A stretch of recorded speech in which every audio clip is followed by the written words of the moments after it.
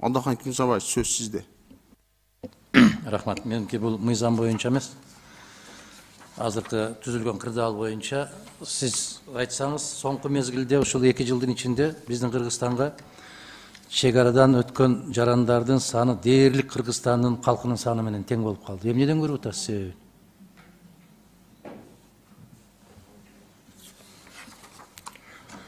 Сиз айтканда туура, жыл сайын мындайча айтканда бизге келген граждандар башка чет мамлекеттен, бизден кеткен чет мамлекеттен граждандардын саны Кыргызстандан жашаган граждандардын 1,5-2 есе чоң болот.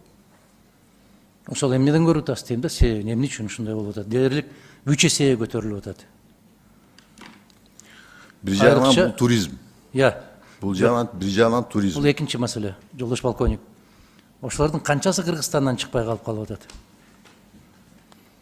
Бул жерде осо бул боюнча биз сизге кошумча маалымат бересиңер жазуу жүзүндө.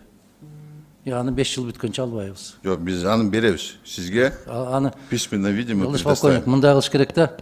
Ушул маселе боюнча келатканда депутаттар ар тараптуу суроолорду берет. Ошого даяр болуп келиш керек. Рахмат.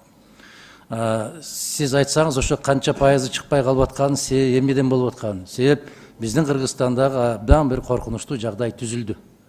Түзүлүп баратат, бул улантылып атат. Караңыз, 1 жылдын ичинде Кыргызстанга дээрлик Кыргызстандын калкынын санынан көп инсан кирди. Аны айтышыңыздар мүмкүн, азыр Россия менен Украинаныкы деп. Жок, ал бир эле маселе. Ал 600 000 тегерегинде. Бизге 7 миллион 200 000 жакын жаран кирди. Биздин Кыргыз кандай жарандар кирип атат? Эмне максатта кирип атат? Канча убакытка кирип атат? Канчасы чыкпай калып атат? Барбы ушундай анализ силерде? Бизде сизди осо бул ДСП болот, сизге осо өзүңүзгө беребиз. Жолдош полковник. Бул кызматтык документ, ал башка. Мен сизден жалпы жонунан сурап атам. Мен кимдер кирип атат деп айтып аткан жокмун. Канча киши кирип, эмне үчүн калып атат деген маселе коюп атам. Чегара тартибин канча киши бузуп атат? 90 күндүк келишимибиз бар өлкөлөр бар, 30 күндүк келишимибиз бар өлкөлөр бар. 60 күндүк Мына ошолордун канчасы эмне үчүн бузулуп атат?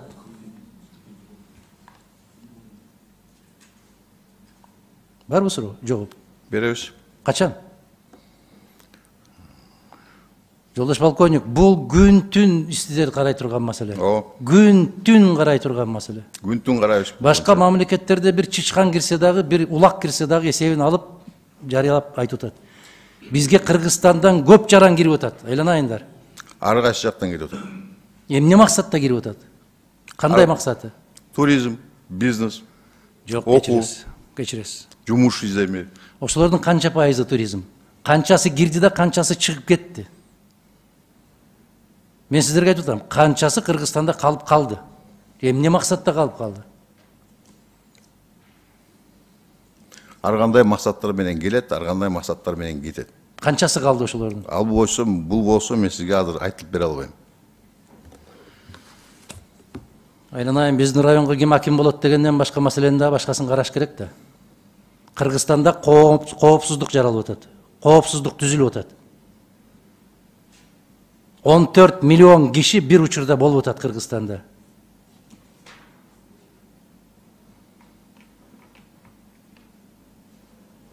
Эмне үчүн ушундай анализ жок силерде?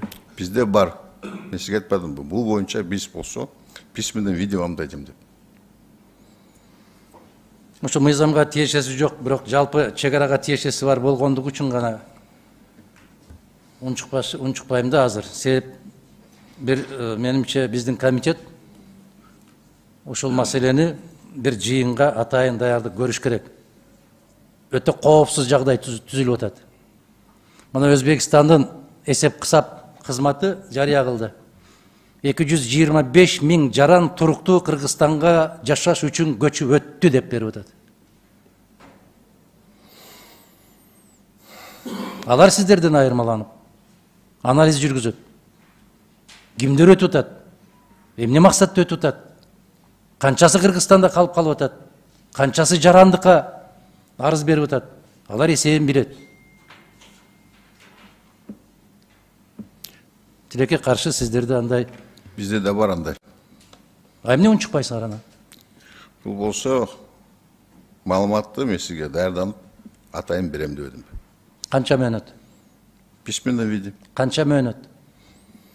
Bir cumanın içinde veriyoruz. Күтөм. Рахмат.